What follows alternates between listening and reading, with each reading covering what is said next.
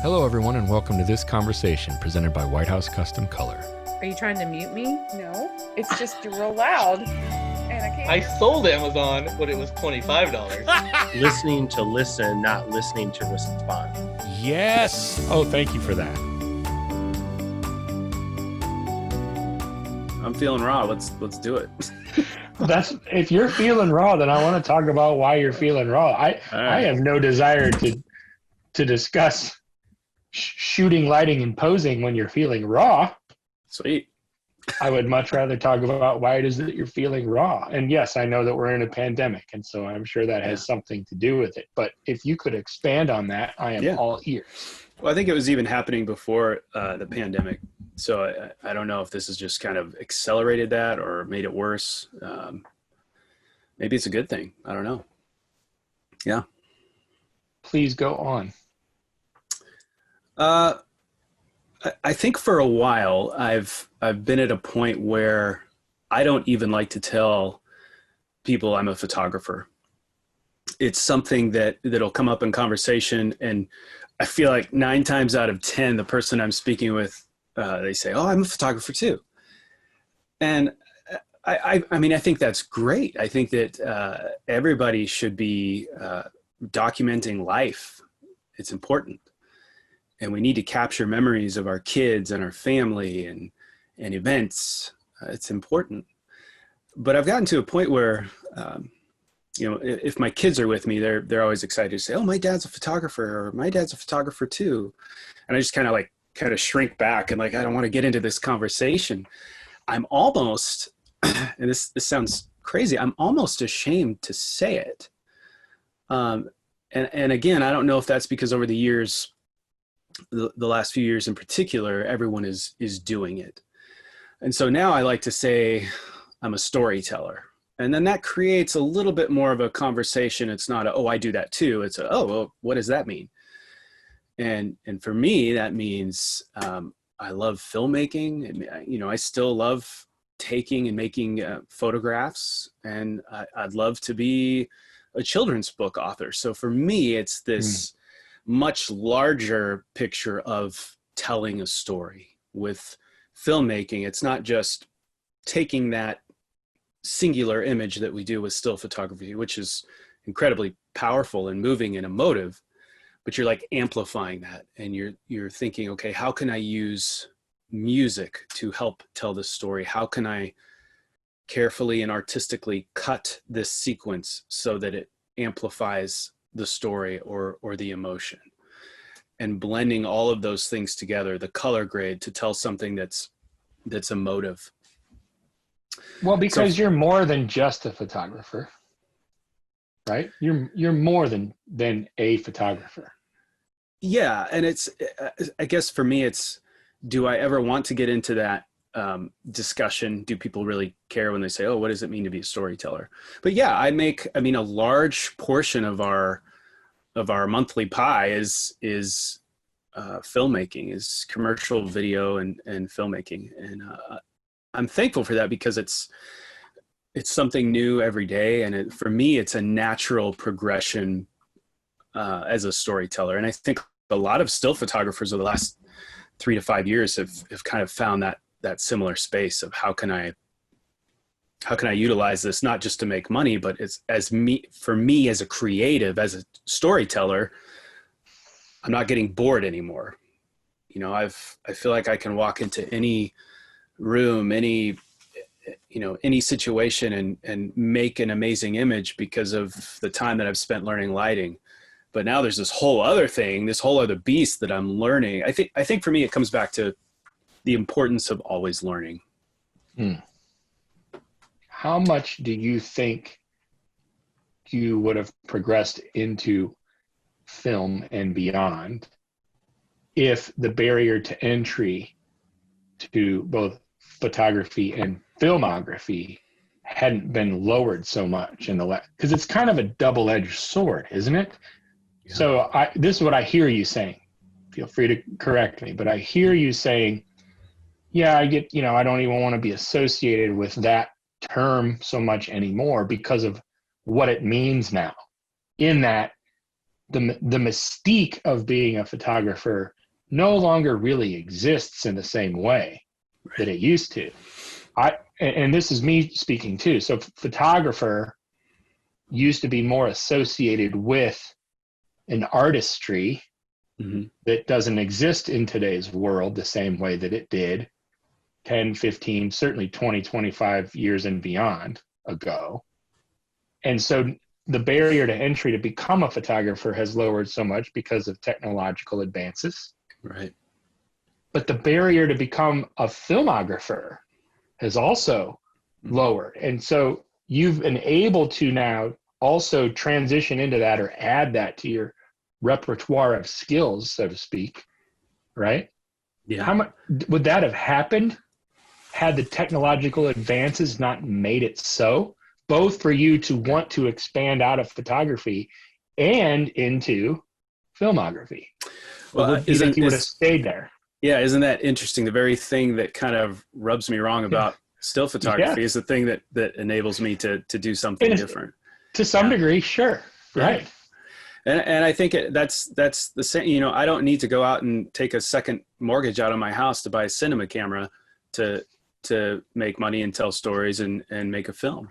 And even, you know, different workarounds. Like lately, I've really enjoyed the look and feel of anamorphic, you know, filmmaking.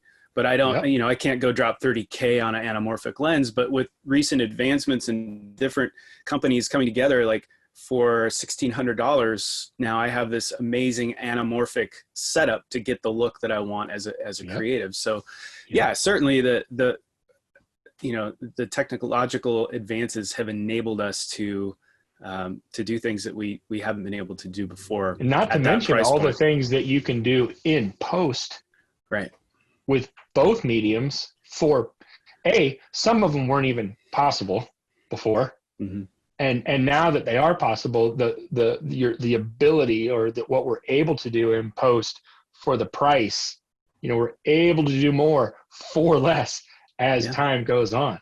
And that continues to even raise the production value expectations, right? From a film standpoint. I mean, you know that photography has suffered the same fate, in that the things that we were able to do 10, 15 years ago are now, you know, in some ways ridiculous. Also, we're able to do so much more photographically in post.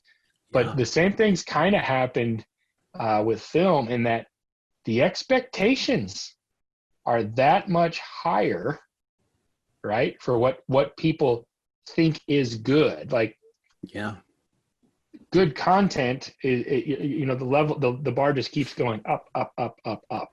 Wouldn't you say? I would definitely say that technologically, but also there's an interesting that's happened even in the still photography world. And I think you've seen this, and it's the same for up and coming filmmakers. The technology is there, but I see with, and I'm just going to say, because I'm feeling kind of raw, like I'm guilty of this. I'll look at people that I know, that I'm friends with, and you know, damn social media, like they've got 100,000 followers on Instagram, and I look, and the work is fine. You know, I shouldn't judge. Okay. But it's not worth 100K.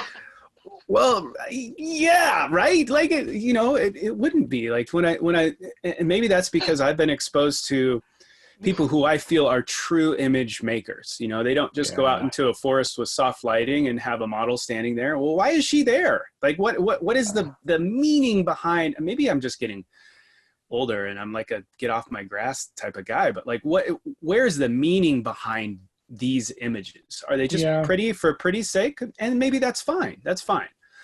Well, your trained eye is also a blessing and a curse too, right? I mean, you're able to see things and ask questions that certainly the general public doesn't know to ask or think to ask. Yeah. Right? Absolutely. And I think that I also have to be careful as a judge, because I know that there are people who will watch my latest commercial video that think, oh man, here's another still photographer making crap, you know, like they see things that I don't see because I haven't learned yet. And I have to remember that I was that still photographer who just, you know, was terrible when I started. And, Imagine standing before Terrence Malick with your latest film oh man, reel and being I'd like, run and what do you hide, think? bury my head in a hole, but that's how we learn. That's how we grow, right? Right. Yeah, it's interesting to see how quickly things are changing. And I had I had somebody send me a message a while back, and they said, I just found your stuff on Instagram. I'm like, oh my God, why do you not have 100,000 followers? And I was like, yeah, why? Like, and why should I care? I shouldn't.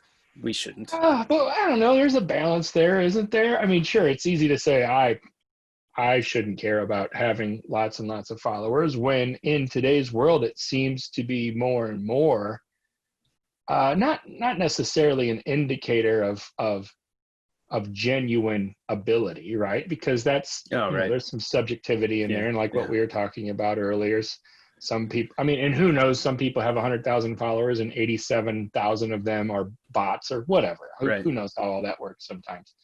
But also it seems to be more and more a way for someone to quickly look at somebody else and there's a legitimacy there. Mm-hmm. Whether it's real or not, certainly from a perception standpoint, if you pull somebody up and they're sitting at 127K, that means something right away, at least from a first impression standpoint, doesn't it? Yeah, absolutely. So it does. It's hard not to care. It is, and a challenge that I've faced is twice in the last 2 years I've tried to put on a workshop, one that I really believed in, things that I really wanted to cover. And after 16 years of doing this, felt like I was finally at a point where I had amassed enough information and been blessed to be friends with some really amazing teachers that I felt like I could produce something that would be super beneficial to people. Mm-hmm. But the interesting thing that I found was that, if someone were to, because a lot of photographers are on Instagram, it's where you can find them and advertise to them, and people will go to my profile and see, oh, he's got less than 4,000 followers, so there must not be a legitimacy to his work. They just toss you. Yeah, but yet people who have been in business for 2 years and have 100,000 followers can fill a workshop in an hour. And so I'm trying to okay, how do I tackle this? How do I appear to be legitimate? Because obviously just looking at the work isn't enough. I've got to have the followers to make that count. And is there such a thing as justifiable bitterness? I don't want to be that guy, but yeah, I think that that's why people move along, because they just can't do it anymore. Yeah. And it's interesting, Jed, I've felt, there are people that have done this a long time, much more than I have. You guys have been in this, for a long time. And I think I'm starting to feel like I don't draw my identity from this business anymore. And I think that's a good thing. Mm-hmm. And I'm not saying that next week I'm ready to go work at Costco or something, although, I might have to, I don't know. Yeah. But I don't draw my identity from being an image maker anymore. I want to draw my identity from being a good husband and a good dad and helping other people. And so, yeah, I think it's easy to become. If I would have asked you that 10 years ago, mm-hmm. you would have said, I don't want to draw my identity from this business. I want to draw my identity from being a good husband and a good dad. I mean, I knew you then. Yeah. I feel pretty strongly that that's what you would have said. Now, whether or not, you've in practice that has evolved to the point where you focus more on being a husband and a dad regarding your identity, but you would have said that back then. What's changed?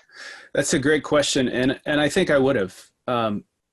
I think I would have. I think for me, there was a point, especially when I neared 40 and got to 40 and above, there was this moment of, you can call it a midlife crisis, whatever, where I was like, okay, I got to do something. I need to make a mark with my life, and I need to be the best business owner and photographer, image maker. I need to be sponsored by camera companies, and I need to get to this level so that I can say I did it, and then, you know, I can retire or whatever.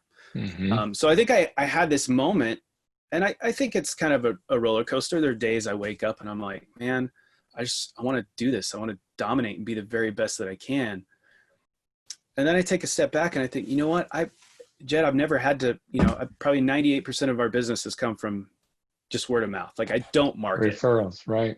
And for 16 years, I've been able to, thank God, support my family, my growing family, just kind of doing it.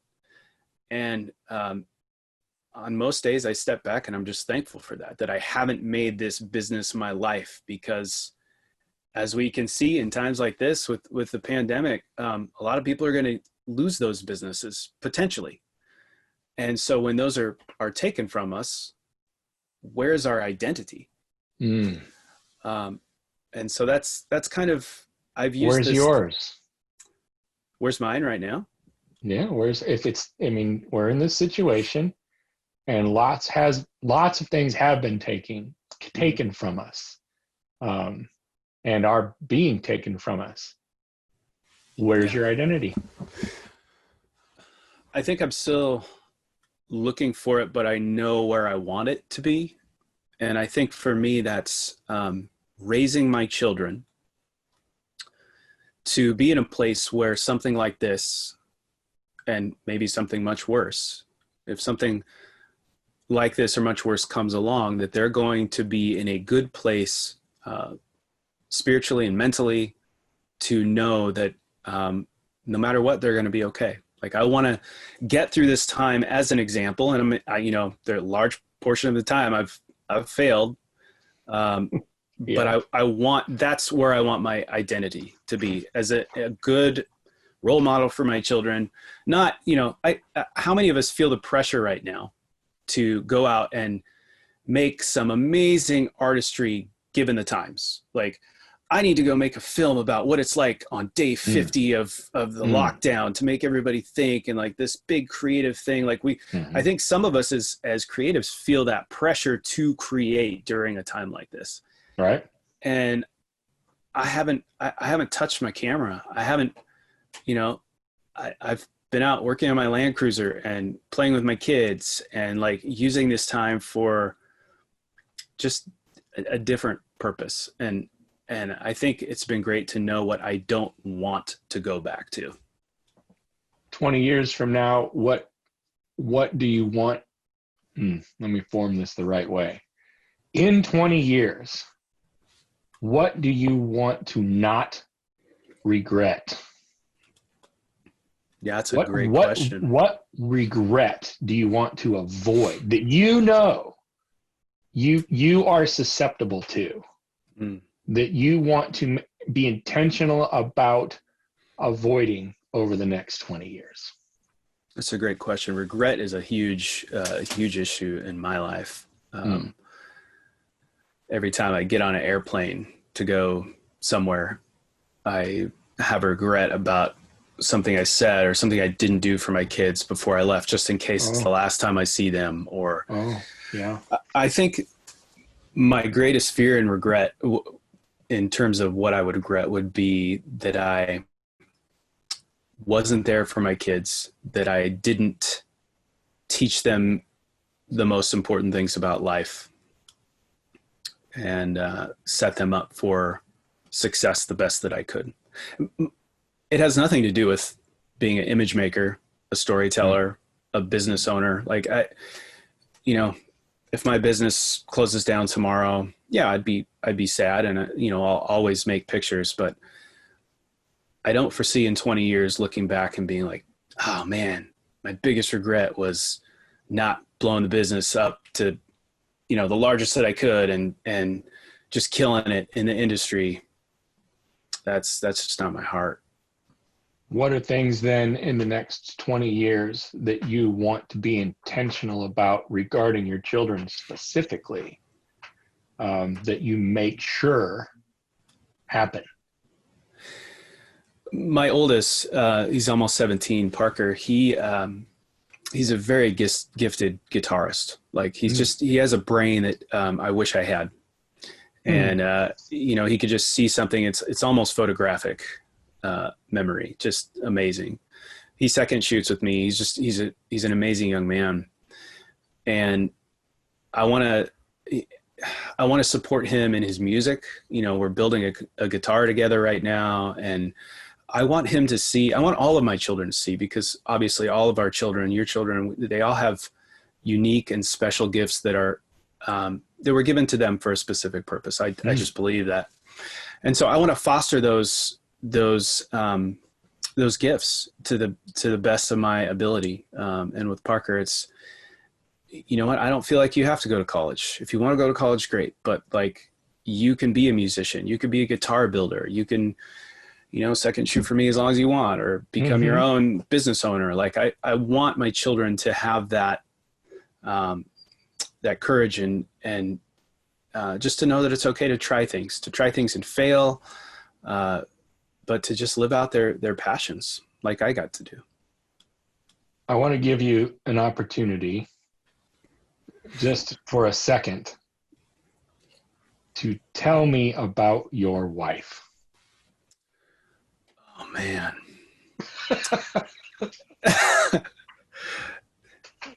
You know what? I think so much of you, but I think we feel the same in that we married up, man.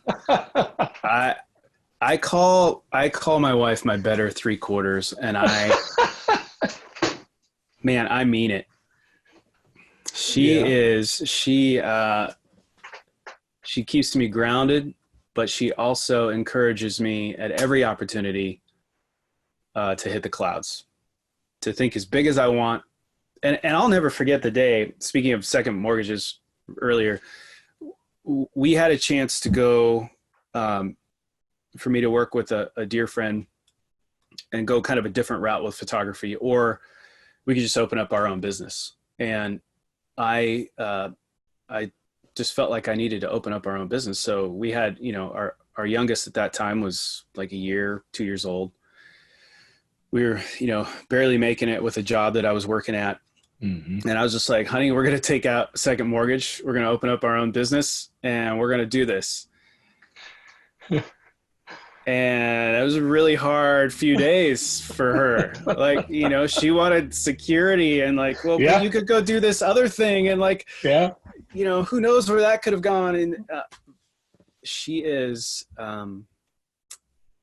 she's my everything, man. Just the best parts of me are just really there because of her. She's a beauty. She's the best. Yeah. What sort of, I think there are people that can resonate with what you're saying, or that what you're saying resonates with them. What's an encouraging word that you have for people in a time like this? Not just with the pandemic, but with their businesses, because who knows how things are going to shake out for so many of us on the other side of this. Mm-hmm. And who knows how long the consequences and repercussions of both the virus and our reaction to said virus are going to be. What's an encouraging word you could give to people? I believe that each one of us were put here for this time, and that each one of us has a purpose. And I think that a lot of us tie that purpose into what we do for a living, but who we are is not what we do for a living, right? And so just putting photography and filmmaking and, I don't care if you're a gas station attendant, like there is something inside each one of us that is meant to be a blessing to other people. And I think that when we become sidetracked and get hung up on just kind of the day ins and day outs, those things tend to get buried. And I would encourage people to think of it like they're actually potentially robbing other people of a huge blessing by hiding those things. So when we sweep those things under the carpet, or we just simply don't believe, like we have a passion and a desire, but we just we can't see the future. We don't know how it's going to work out. So we just don't put time into the nurturing those things. Well, what if we did those things? What if we all lived in that space and we all lived our passions and our desires, because they're there for a reason, the good ones. What if we all lived that way? How would we not just bless our own hearts, but bless those around us? And it doesn't always have something to do with what we do for a living. It's bigger than a business. It's bigger than a virus. I like it. Yeah, I like it a lot. Yeah. Where can people find you and look at your beautiful work? Well, BenjaminEdwardsPhotography.com or on socials at Benjamin Edwards. Thank you for joining me. Thank you. We'll do it again sometime, brother. Super honored, my friend. Have a great day, brother. Hey guys, thanks for watching this conversation presented by White House Custom Color on YouTube. Be sure to check out our other content and click that subscribe button right there. Right. Right there. It's there somewhere.